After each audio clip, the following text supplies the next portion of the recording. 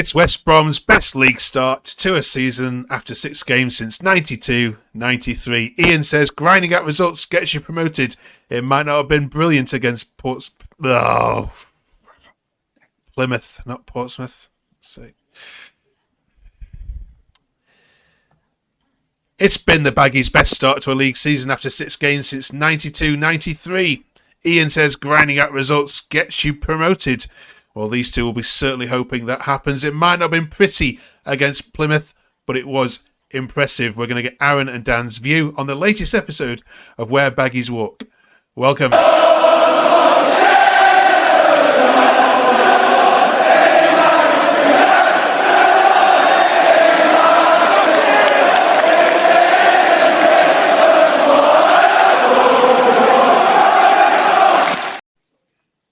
It's just the three of us this week as Dino is in Spain sunning himself. Don't blame him at all.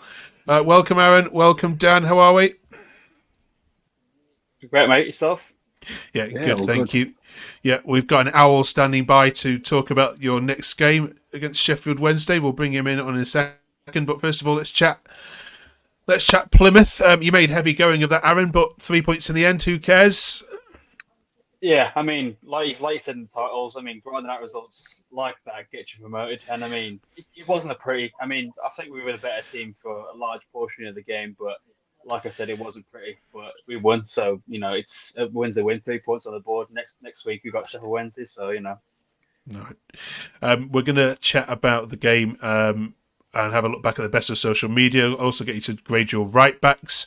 We're going to talk about October and how secure is the gaffer. More on that in a minute.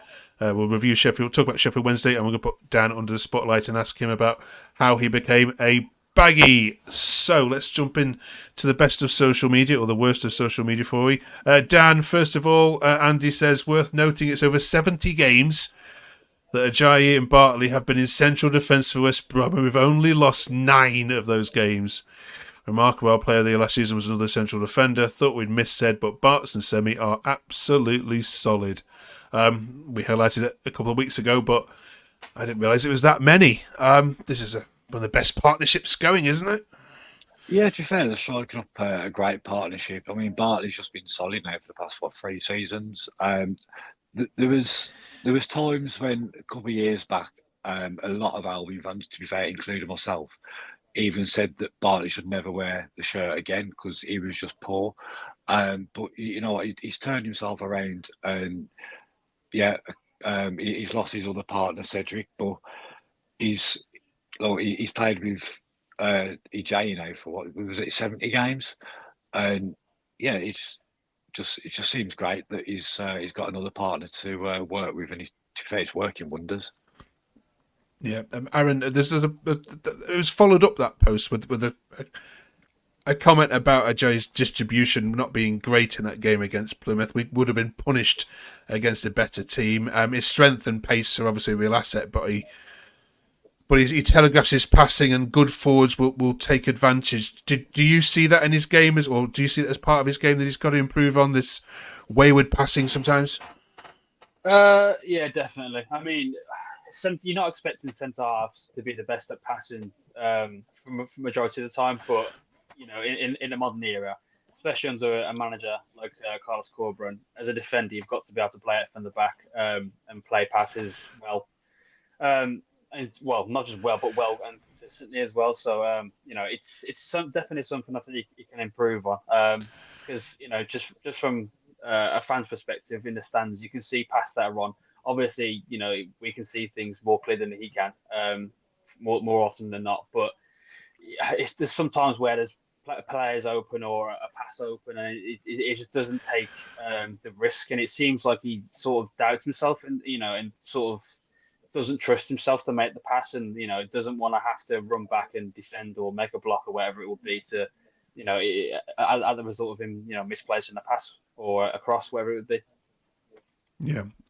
Okay. We'll leave that one aside for a second. Let's go back to the game. Luke says, superb first half. Second half, we did what was needed, but a chap or two around me started moaning about passing around at the back. People need to give it a break.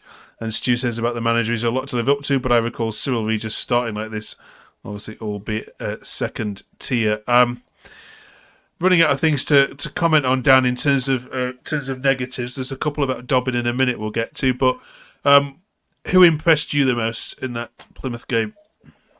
I'd probably say Alex Mowat. He just sort of took the game on the scruff of the neck, and he just needed to do what needed to be done. And to be fair, Ratchich as well. He's definitely got something, but I still think he needs a few more games under his belt, and we'll probably see the best of him. I mean, Corbyn's done he's worked wonders with the players what he's got at the minute, and he just seems to unlock something in these players, and I think he'll get there with Ratchich. Okay, all right. Couple more criticisms, Aaron. I'm going to throw at you. Oh, that's not one of them. That's a good one. Where's it gone? Here we go. We were very poor in the last 20 minutes. Kept getting the ball back, and then instead of holding it in midfield, we kept going for a boost up the field. Might have given us a second goal, but kept giving possession back to Plymouth, who might have nicked a point. And then I'll get your view on this one, Dan. Dobbin really needs to work on his hold-up. Good win overall. Aaron, on that first point there about giving the ball back to Plymouth, did you get what people are saying there?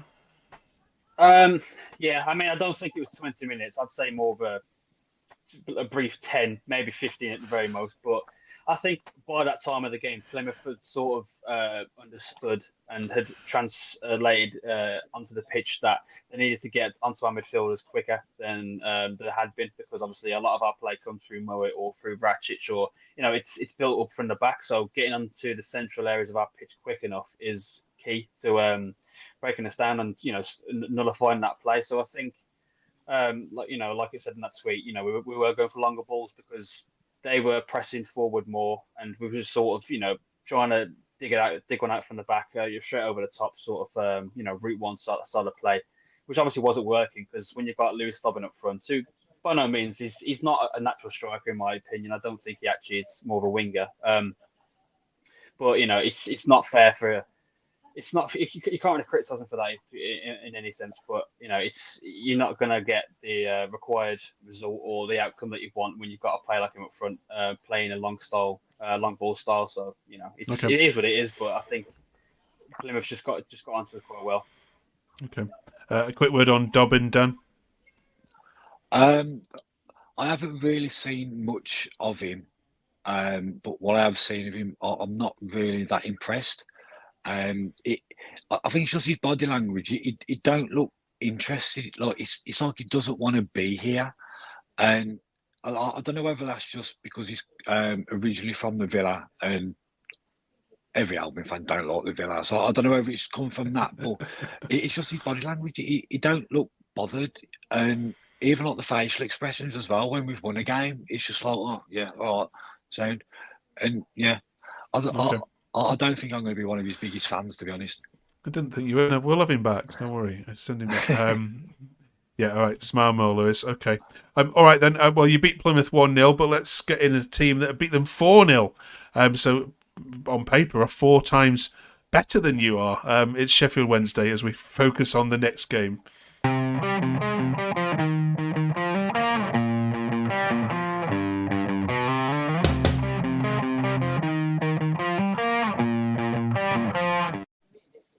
Welcome, Matt, from Where Owls Walk, to this Baggies podcast. Thank you for joining us. How are you?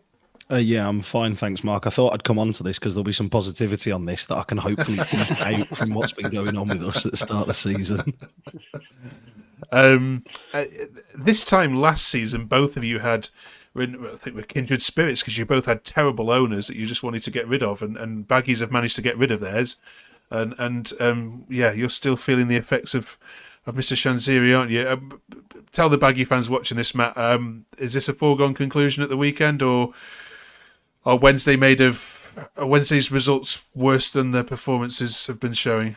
So the other way around. Yeah, no, I understand what you mean, Mark. I think the last 2 games, are not a reflection or an accurate reflection on how well Wednesday have played in those 2 games. Because I think anybody who's watched the games, or even if you've looked at the extended highlights, we have deserved 2 wins from the last 2 and not got them from a number of refereeing decisions and some poor errors from ourselves. I would say we are a different proposition to when we played one another at the back end of last season. West Brom have obviously strengthened and are, one of the strongest teams, if not the strongest team currently in the league. The league table certainly dictates that. We are still trying to figure out really what we are this season, I think is how I would describe it. But again, I would like to think we will put up a relatively stern test on the weekend for West Brom. 2 giants of English football for me, these West Brom and Sheffield Wednesday. Aaron, he's not going to keep changing. He's not going to change much the squad here, but is there a danger that if he doesn't, it's going to get a little bit predictable?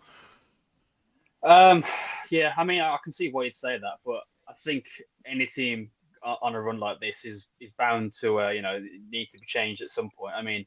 It's all well and good keeping the winning team together, but players can't play 46 games, every season, consecutive like this. With the way we play as well, it's very demanding. We're up and down the pitch quite a bit of the time as well. So, I would imagine there would be a bit of rotation. No disrespect to Sheffield Wednesday, but they're not one of the greatest teams in the league. So maybe it would be a better chance to show, or for some of the other players to showcase themselves and to give another go, and obviously for the more experienced players to have a rest. Okay. How do they stop Josh Maja, Dan?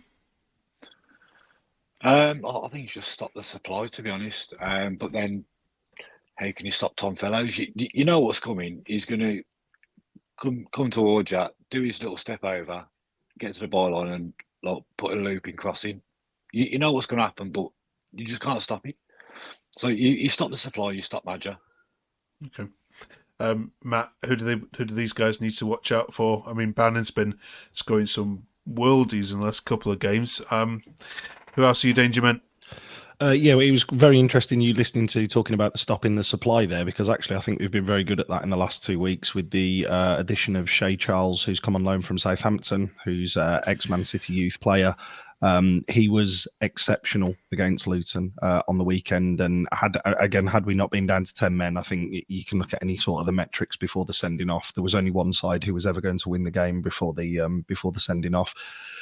It would be interesting to see that kind of matchup in terms of I'm really pleased that you've both said that, and definitely Dan surrounding the Josh Maja, because he's always struck me as a forward who he's lethal in the box, but actually if you can cut the supply out coming to him, he's not going to go searching for it, if that makes sense. And I think that's where we're trying to get the most strength out of ourselves. I think if we're looking for a player that you would be looking out for from an attacking sense, it's currently our left winger, which is Olaf Kabatsky, who may or may not play in terms of starting the game. He may come on, but he's a.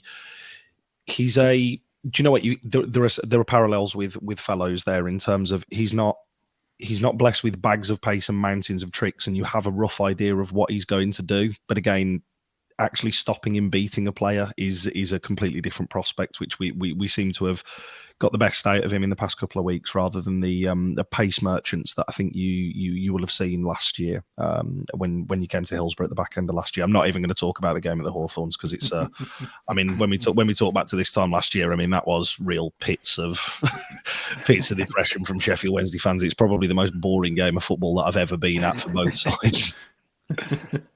And I should apologise just in case this does happen, but Sheffield Wednesday haven't had a penalty awarded to them the whole of last season and the whole of this season. And you said it was, 500 hours, did you say now? No, it's over 500 days, Mark. 500 days, sorry. I'm on the train of 1,000 days before I think Sheffield Wednesday will get another penalty. The last penalty that we received was Michael Smith on the last day of the regular season when we were in League One, when we got promoted. So it's a long old time ago. So just in case it was happening, I'm apologising to all West Brom fans. And of course, the referees are under a bit of pressure because you've had some very dodgy refereeing decisions go against you, haven't you? So I wouldn't worry about it. It'll be missed. It's the most Sheffield Wednesday thing ever. We'll get it and it'll be missed, so I wouldn't worry. All right. Let's get some score predictions. Dan, take it for the Baggies. I think with the way we're playing at the minute, I can't see us losing at the minute. I think even if Corberan does start making change, I don't think it'll make any difference to the way we're playing. So I'm going to go for a 2-0. Okay, Matt. I'm going to be somewhat optimistic surrounding it, obviously considering the opposition. I'm going to go for a 1-1. Again, with ourselves to score first and West Brom to come back into it. But I would imagine that we'll put up as stern a test as is possible on Saturday. All right. Brilliant. Thank you very much, Matt, for joining us on this one. We wish you all the very best. Enjoy the game. Pleasure. To look for the rest of this week. Cheers, Matt. And for you two, let's have a look at some right backs, shall we?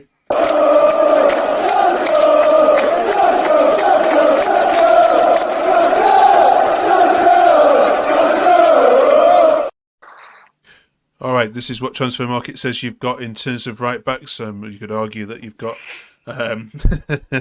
you've got some interesting names here, but in terms of right backs, do you both feel this is not an area you need to be concerned about, unless you start playing Mason Holgate there, of course? Dan, what do you reckon? Really. Sorry, Alan, go on.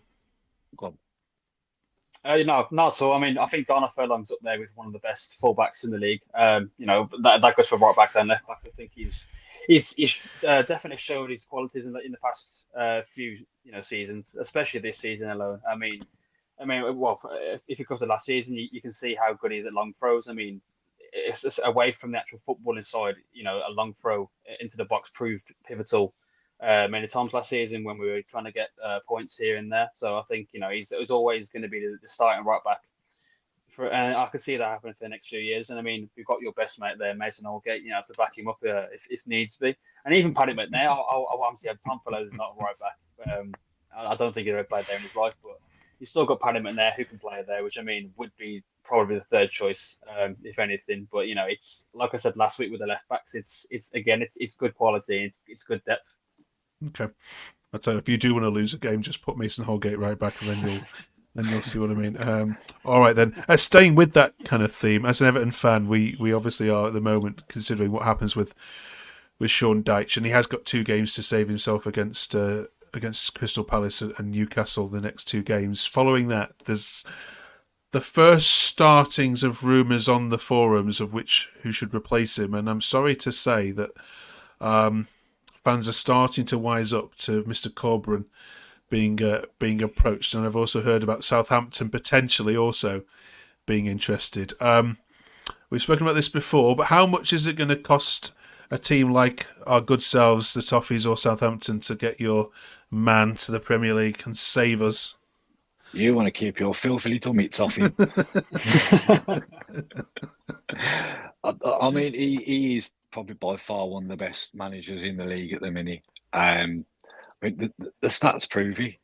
I mean, look what he's done with us. We've got hardly any budget over the past couple of years, and the fact he's actually had a decent amount of money now to spend, and he's brought in these quality players, just shows that he's a hot prospect now for the second season, should I say? But yep, I think it's going to take an awful lot for him to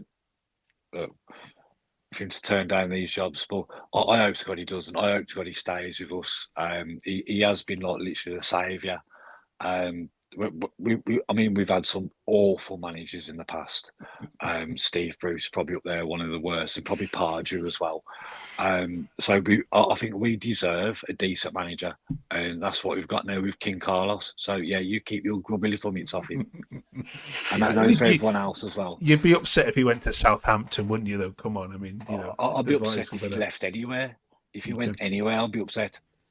Okay. Of course, the other managers might be under pressure at Wolves as well, but we won't even think about. We won't even consider. You know what? He's doing a great job. Gary O'Neill's doing a great job. Before that happens. Okay. All right then. As a finishing touch, we're starting to get to know our podcasters just a little bit more detail following a couple of requests. So Dan, you've been with us the longest, so you take this hit first. Aaron, we'll just pop you off the screen for a second if that's okay, my friend. Don't go anywhere though. Dan, we're going to ask you 60 seconds of questions about your love for the Baggies. If you're ready, I'll just get my cheesy nighttime music play. Tell us about your first ever West Brom game. What was it? How old were you? And what was the score? I think I was about 5 or 6. I'm sure it's like a pre-season friendly as well. It was going to Crystal Palace with one. I couldn't tell you what year it was, but I was just hooked then from the minute. Sat in a snow weekend. It was my mum actually that took me up, and still go up with her now. But yeah, it was only a friendly game, and I was hooked then from the moment. Okay. Who's your favourite player to watch growing up? Oh, there's been a few. Obviously, like the greats like Bob Taylor, and then a couple of legends like Richard Sneakers. Even now, I still don't know how we managed to sign him all those years ago. But yeah, I think Bob Taylor was my favourite growing up.